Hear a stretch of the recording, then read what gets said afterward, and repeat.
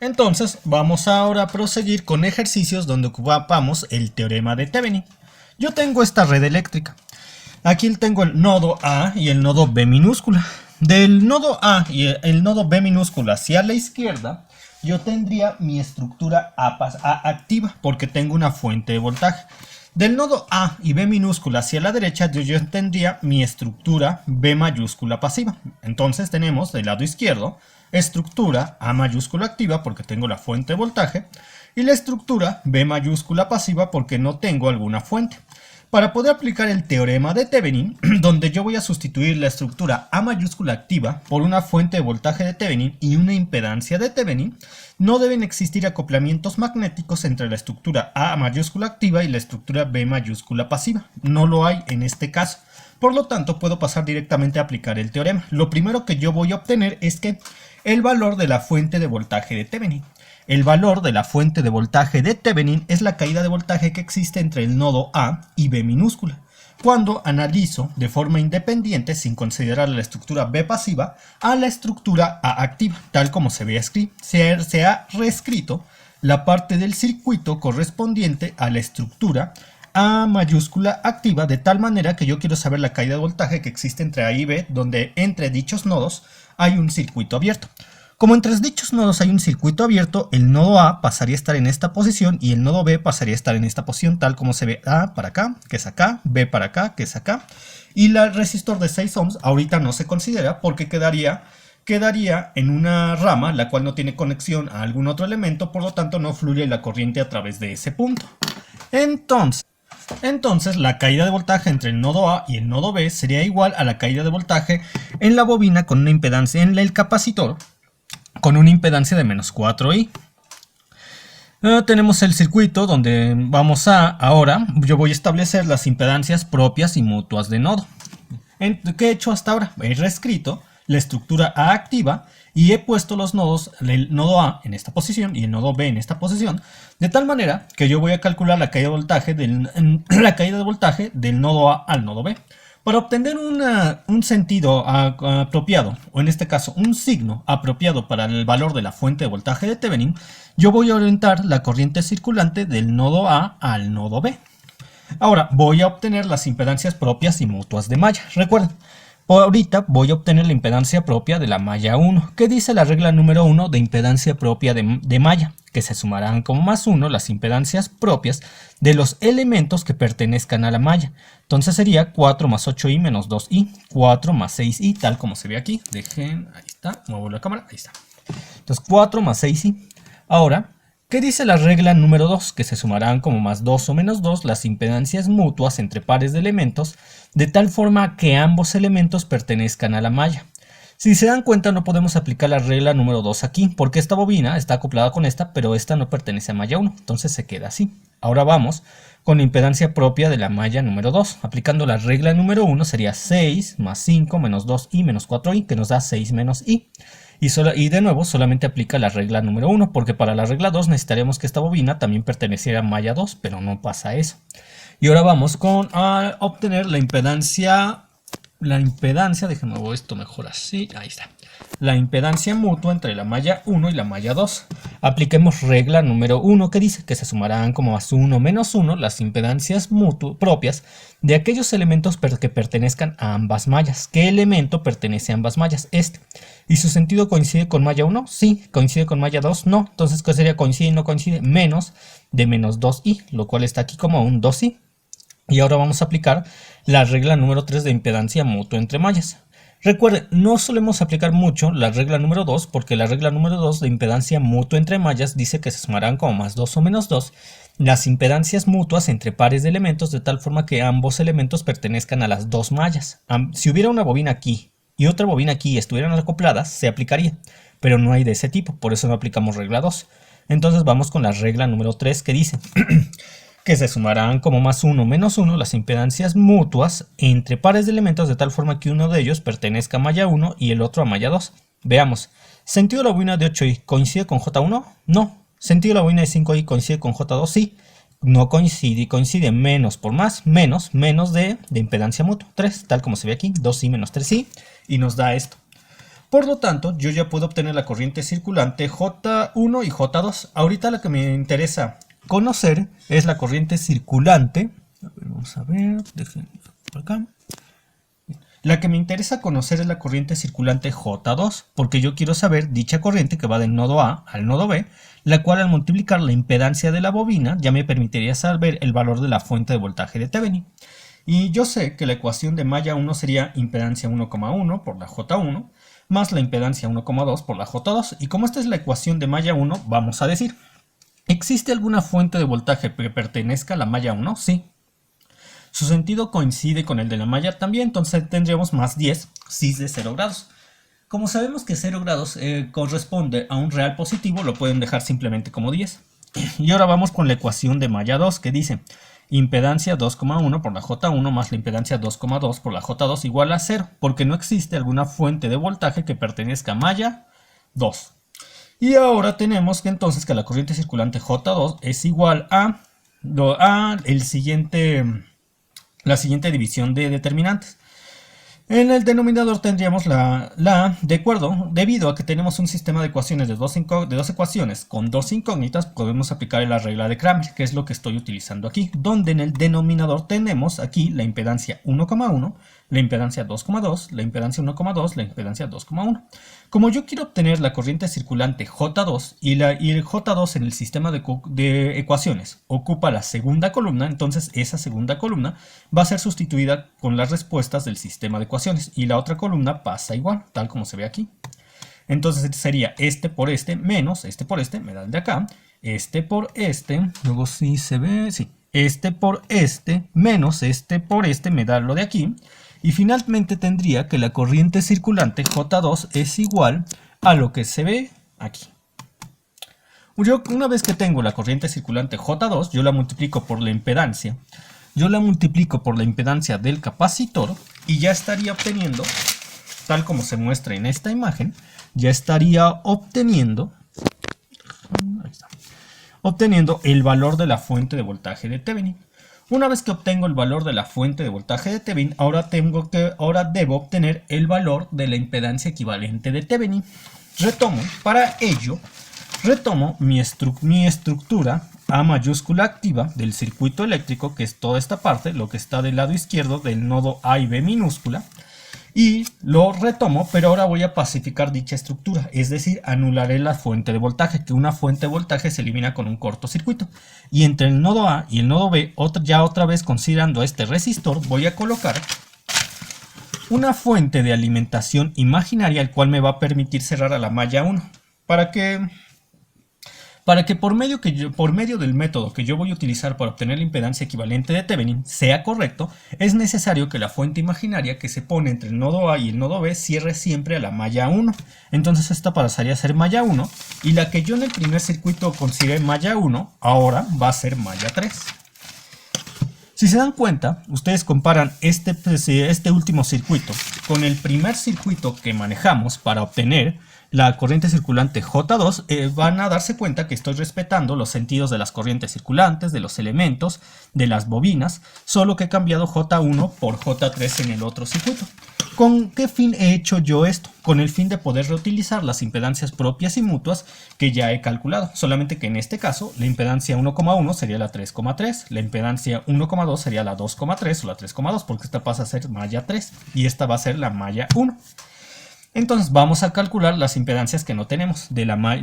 Pensamos con la impedancia propia de malla 1 y sería 6 menos 4i. Ahora entre 1 y 2 sería sentido del capacitor de menos 4i coincide con J1 y con J2. Sí, sería coincide más de menos 4i. Y ahora vemos, ¿existe alguna relación entre malla 1 y malla 3? Si se dan cuenta, no existe ninguna relación entre malla 1 y malla 3, entonces tenemos 0. Y ahora yo puedo reutilizar la impedancia propia de malla 2, porque ya la he calculado, que es la 2,2 del anterior circuito, la 3,3, que es la 1,1 del anterior circuito, y la 3,2 o 2,3, que es la relación entre malla 2 y malla 3, que sería la 1,2 o 2,1 del anterior circuito, y ya no tengo que estar haciendo tantos cálculos. Esto yo lo puedo hacer siempre y cuando yo pacifique mi estructura A activa, la configuración de la red no se ve afectada por por los cortocircuitos que se utilicen para anular a las fuentes de voltaje o los circuitos abiertos que se utilizan para anular a las fuentes de corriente. Siempre y cuando tengamos la misma configuración de la red una vez que la hemos pacificado, podemos hacer uso de las impedancias propias que ya hemos calculado, pero va a haber ejercicios en los cuales, y de hecho voy a enviarles el enlace de esos ejercicios, al pacificar una fuente puede ocurrir que se coloca en la posición de la fuente el cortocircuito que estaría en paralelo con un resistor y una bobina. En ese caso sí cambiaría la configuración de la red, dado que se anularían el resistor y en la bobina. Pero a ese caso no lo estamos viendo ahorita. Si ocurriera algo de esa forma, y les repito, un caso particular cuando ponemos en paralelo un cortocircuito con otros elementos, ahí sí cambia la configuración de la red, porque toda la rama de los elementos que están en paralelo con el cortocircuito ya no se consideraría y por lo tanto ya no podrían reutilizar las impedancias propias y mutuas que han calculado. Aquí sí, porque no ocurre tal caso. Entonces ya puedo, una vez que obtuve las impedancias propias y mutuas de malla, considerando esta la malla 1, que se cierra cuando nosotros conectamos una fuente de alimentación entre el nodo A y B minúscula, ya puedo utilizar la expresión que me permite obtener la impedancia equivalente del elemento, que es esta de aquí. Sería la impedancia 1, que es esta de aquí, donde aquí tendríamos la impedancia 1,1, la impedancia 2,2, la impedancia 3,3. La impedancia 1,2 o 2,1, la 1,3 o 3,1, la 2,3 o 3,2. Y en el denominador, ¿quién iría? Pues iría una matriz donde se elimina la fila de 1,1 y la columna de 1,1, quedando esta parte. Entonces tendríamos lo siguiente. En el denominador sería esto por esto menos esto por esto, que si ustedes se dan cuenta ya lo han obtenido del anterior denominador para el primer circuito eléctrico. Miren, analicen. Comparen esta matriz, esta de acá, ¿sí se ve? Sí. Con esta matriz. Si se dan cuenta, es exactamente la misma. Bueno, es casi la misma, solamente que 4 más 6i en la anterior está aquí y 6 menos i está aquí. Pero como el orden de los factores no altera el producto, entonces vamos a tener el mismo determinante que ya calculamos para la anterior matriz que estoy mencionando. Me refiero a esta, del primer análisis con la red anterior. Por eso es que también, gracias a que una vez que ustedes han pacificado la estructura A activa, no ha cambiado la configuración de la red, pueden reutilizarlo. Es esto que se ocupó hace rato en el primer circuito del análisis. Y lo otro sí hay que calcular. Entonces sería esto, bueno, esto por esto menos esto por esto, es esto por esto menos esto por esto. Es decir, esto pues va para acá, que multiplica a esto de acá. Y luego sería menos 1 por menos 4 y que a su vez va a multiplicar a esto por esto menos esto por esto. Y esto es 0, eso ya no. Y tendríamos en el numerador esta parte, en el denominador esta parte. Y resolviéndolo, es decir, ir multiplicando esto por esto, esto por esto. Ir sumando algebraicamente. Hacer una suma algebraica de complejos, tendríamos esto. Y una vez que ya tenemos esto y esto, yo voy a pasar esta parte a la expresión polar, para que pueda ser fácilmente divisible con el denominador que ya está en la expresión polar. ¿Y cómo pasamos a la expresión polar? Lo que siempre hemos hecho. Sería 378 al cuadrado más 164 al cuadrado. Y luego le aplicamos la raíz cuadrada. Y como tanto el real como el imaginario son positivos, el ángulo fácilmente se deduce a partir de la expresión tangente a la menos 1 de 164 entre 378. Y lo obtendrían en grados si su calculadora está en DEG. Lo cual me daría esta expresión de aquí. Esta expresión de aquí. Y finalmente ya obtendrían la impedancia equivalente de Thevenin. Y ya tendrían el circuito equivalente de Thevenin, que consta del valor de la fuente de voltaje de Thevenin, cuyo valor ya obtuvieron conectado en serie con la impedancia equivalente de Thevenin. Y el circuito equivalente de Thevenin, que sustituye la estructura A activa, estaría conectada por una parte por un lado con el nodo A minúscula y por el otro lado con el nodo B minúscula, y ahora sí ya reconectarían la estructura B pasiva de este ejercicio, que en este caso es esta de acá. Bien, y ahí terminarían en la ejecución del ejercicio. Vamos con otro ejercicio. Ahora yo quiero obtener el circuito equivalente de Thevenin para esta red eléctrica. Bien, ¿qué es lo primero que tengo que hacer? Pues miren, aquí tengo la estructura A mayúscula activa, aquí, si se ve, sí, en la estructura A mayúscula activa, que está al lado izquierdo del nodo A y B minúscula. ¿Por qué sabemos que es la estructura A mayúscula activa? Porque tiene las fuentes de alimentación, que en este caso es una fuente de voltaje con este valor de aquí. Y la estructura B mayúscula pasiva sería el capacitor y el resistor colocados al lado derecho del nodo A y B. Lo primero que yo voy a hacer es obtener la caída de voltaje entre el nodo A y B, cuando entre ellos estos dos existe un circuito abierto y no considere la estructura B mayúscula pasiva. Entonces, como hay un circuito abierto como va a haber un circuito abierto entre el nodo A y B para calcular el valor de la fuente de voltaje de Thevenin, este nodo se pasaría a este punto y este nodo a este punto. El resistor no se considera porque forma parte del circuito abierto. Entonces, para saber la caída de voltaje el valor de la fuente de voltaje de Thevenin, yo debo sumar la caída de voltaje en esta bobina más la caída de voltaje en este resistor. Ahora, algo que es muy importante a considerar es que nosotros vamos a orientar el elemento de la bobina y del resistor partiendo de A y yendo hacia B, partiendo de A y yendo hacia B. Y también nos orientaremos así las corrientes circulantes para obtener un sentido adecuado, o en este caso un signo adecuado para el valor de nuestra fuente de voltaje de Thevenin. Entonces, ya así llevando a cabo eso, ahora sí yo voy para esta bobina a asignar un sentido de manera totalmente arbitraria, de tal forma que si en ambos se pasa primero por la marca, en ambas bobinas se pasa primero por la marca y luego por la bobina, por lo que tanto aquí tenemos un más 3i. Si se dan cuenta, cuando me dieron el primer circuito donde el profesor me tiene que dar el valor de capacitores, resistores y bobinas junto con el valor de la fuente de voltaje, yo a partir de esos datos ya podría reescribir el circuito eléctrico en términos de las impedancias del resistor, capacitor y bobina. Es necesario que me den la configuración del circuito y el valor de la fuente. Va a haber casos en los cuales les van a dar la configuración del circuito, una corriente circulante, y no les dan el valor de la fuente. Pero ahorita no manejaremos esos casos. Nosotros ya estamos suponiendo que el profesor me da esta configuración de la red eléctrica y este valor de la fuente para que yo pueda resolver satisfactoriamente el problema. Entonces, con este valor de la fuente, yo sé que la frecuencia angular omega es 2 radianes por segundo, porque aquí está el 2. Y entonces ustedes saben que la impedancia en una bobina, ¿a qué es igual? A la I de imaginario por la frecuencia angular omega por la inductancia, mientras que la impedancia de un capacitor a que es igual a 1 entre la I de imaginario, entre la frecuencia angular omega, entre la capacitancia. Y entonces yo voy a reescribir este circuito eléctrico en términos de las impedancias de los elementos básicos pasivos.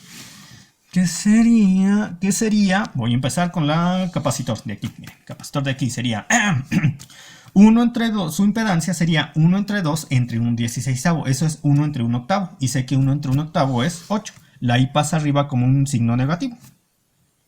Ahora vamos con esta bobina, sería 10 por 2, aquí está, 20i.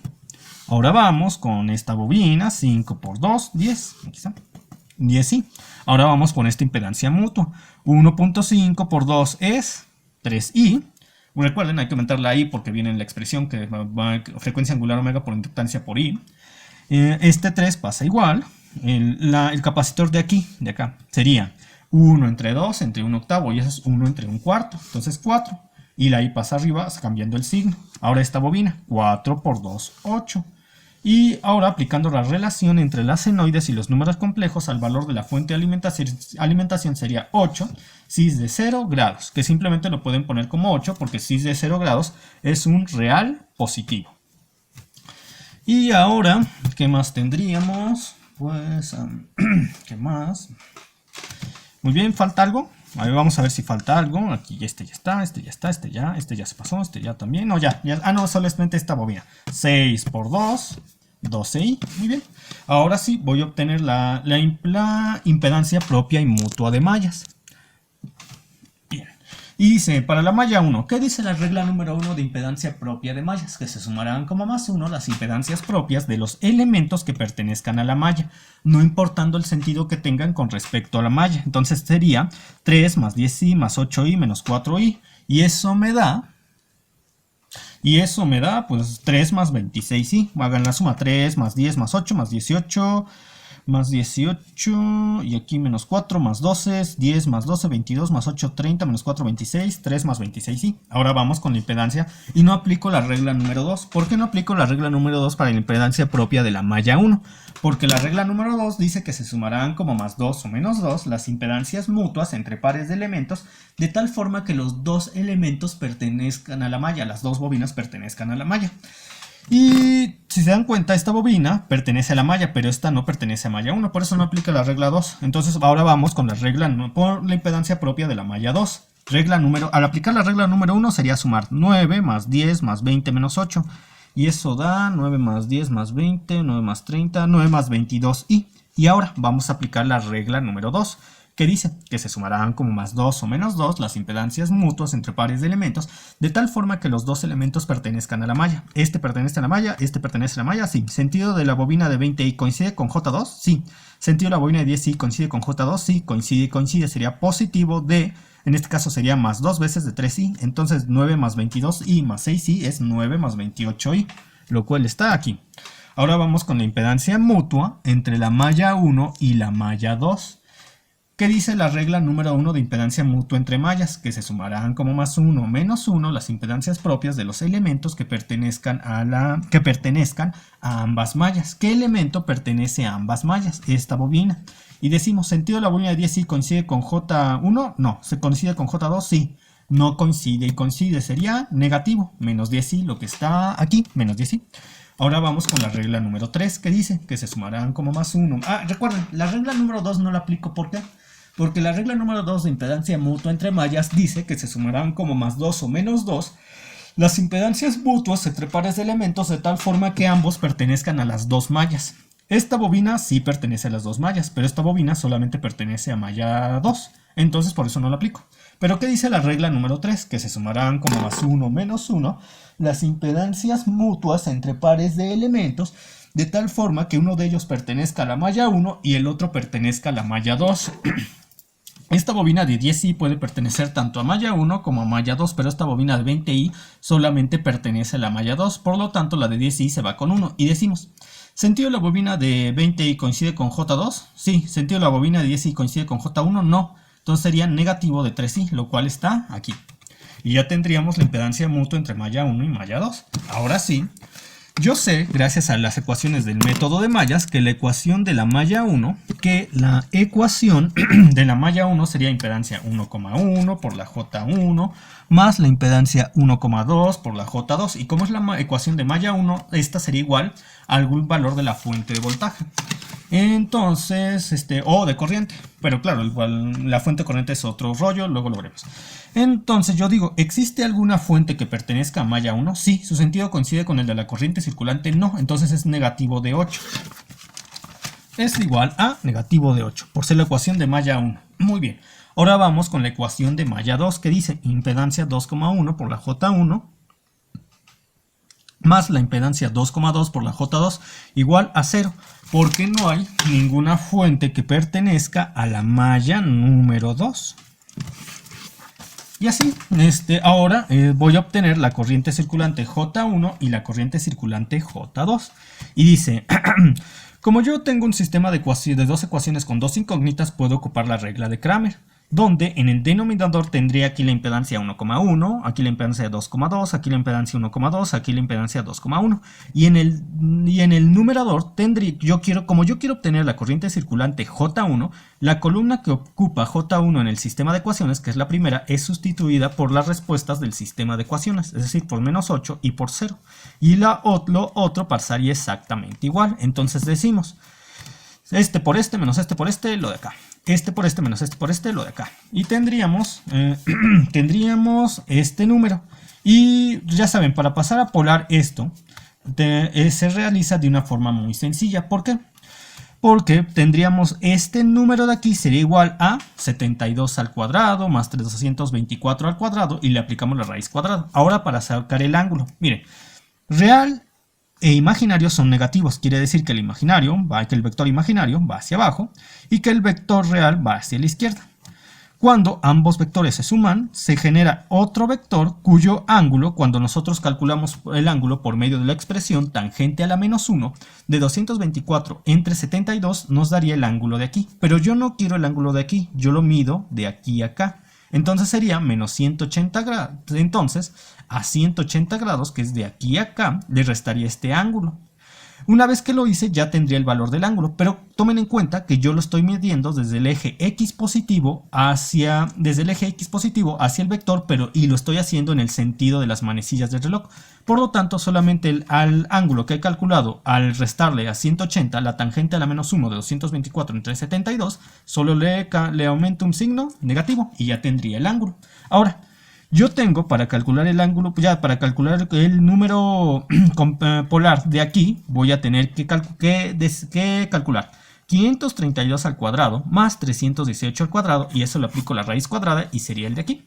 Y luego para obtener el ángulo, ¿cómo le hago? Pues tenemos un imaginario positivo, aquí está, imaginario positivo, y un real negativo, va para acá. Entonces el vector que se forma de la suma de estos dos vectores estaría aquí en el segundo cuadrante.